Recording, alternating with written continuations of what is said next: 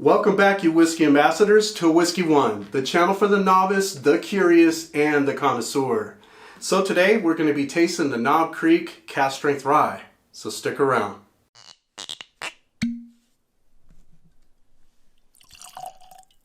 Knob Creek Rye Whiskey, very tasty, very sweet, and I gotta say it's one of my personal favorite ryes that I reach out for consistently. Now this happens to be a limited edition rye, and it's bottled at cask strength.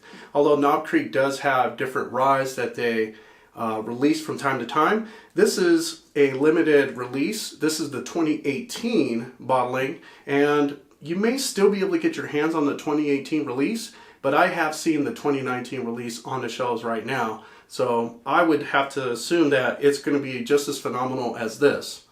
Now, before I dive into nosing and tastings, I want to make a quick recommendation. So for you that like keeping track of what you see and exploring different whiskeys, I highly encourage you to shop around, check out some websites that feature different tasting wheels or different tasting charts that you can find on either Pinterest or different websites.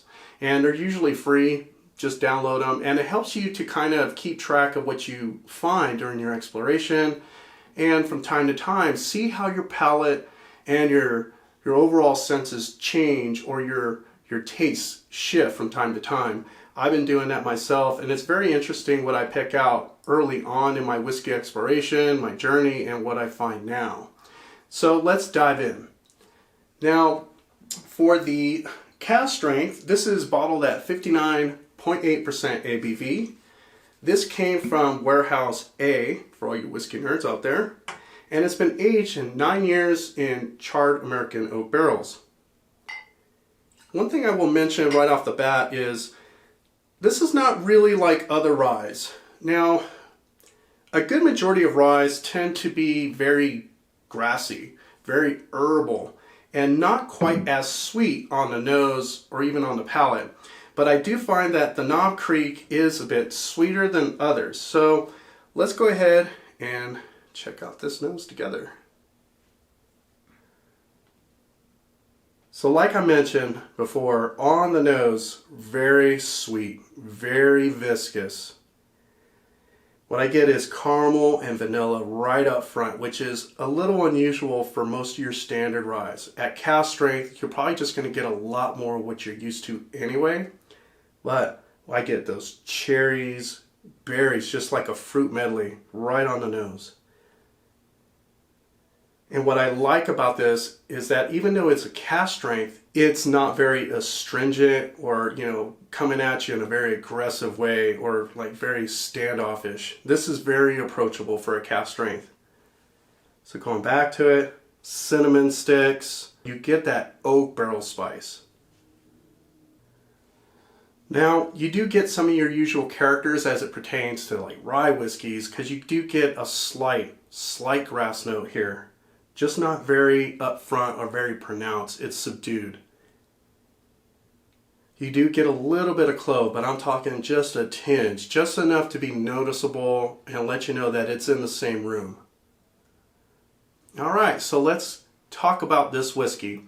This being a limited release, I'm really hoping that this becomes just your standard annual release every year, right? This is just a really good rye. And when you think of phenomenal ryes, I don't think most people are thinking Knob Creek. They're known for their bourbons, right? They're just a bourbon distillery. But I like that they're really spreading their wings and going after those ryes just to explore and let everybody else know what they can do with their rye releases. So this is just really, really good. If you didn't know, Knob Creek is sort of your special batches from the Jim Beam lineup.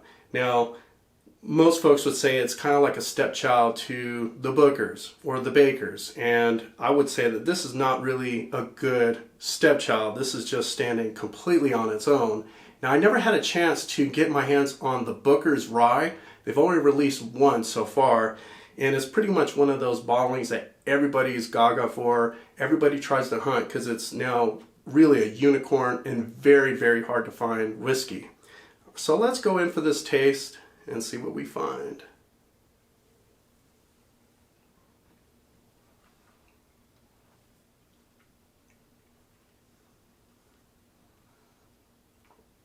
Ooh wee.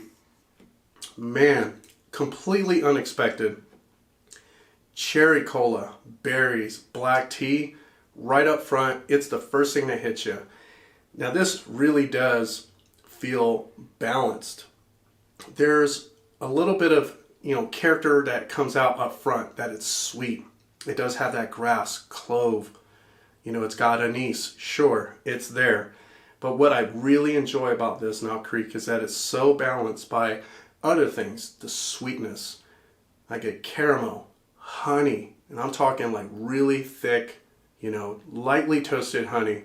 Just sits there right on the tongue. Because this is a high ABV, it is a bit viscous, so it coats the palate through and through. And it gives you that Kentucky hug all the way down. This has just got a nice, beautiful finish. So, as you might expect, I tend to favor those award winners. This is winner of the 2018 Best Rye Whiskey from the San Francisco World Spirits Competition. And there's no surprise as to why they got that. So, going back to that taste.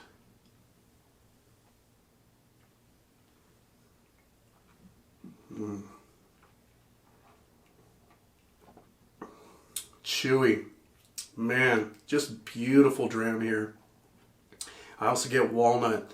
Again, coming back, one thing that lingers is it is spicy up front.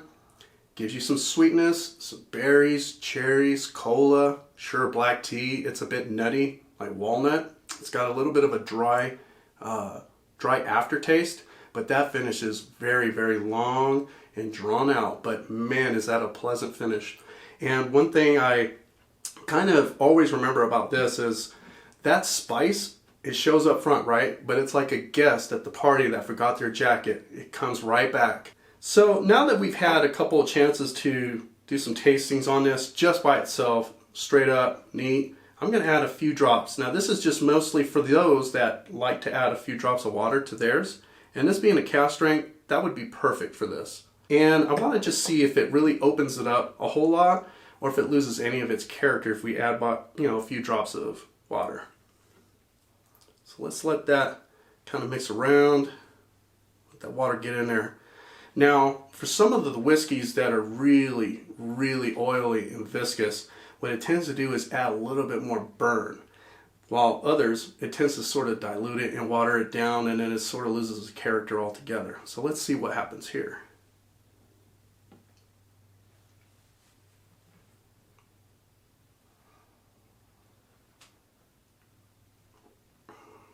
Okay. Oh yeah.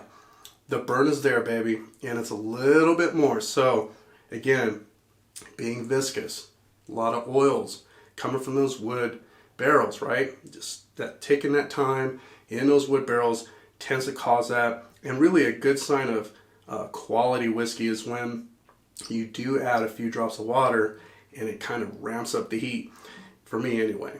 And I gotta say, it's doing that, not losing any of its character. It's just really tasty. Everything's still there. Nothing's watered down. I only added a few drops of water, and in my opinion, I think that's really all you need. I don't think you need to add a couple of tablespoons or anything like that.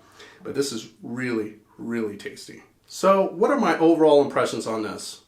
I gotta say, this deserves a 4.5 out of a 5 score for me. It's got a lot of great complexity, character, taste, balance. And I gotta say, it's also very affordable. You can find this at retail between 60 and 70 bucks. And for me, you're gonna find a lot of cask strength bourbons, ryes, or other whiskeys that are well over that price mark. So one thing I want to mention too is if you're new to the channel, hit that like button, subscribe. If you do subscribe, hit that bell notification so you know next time we drop another review video. And we really appreciate all your support, so keep those comments coming.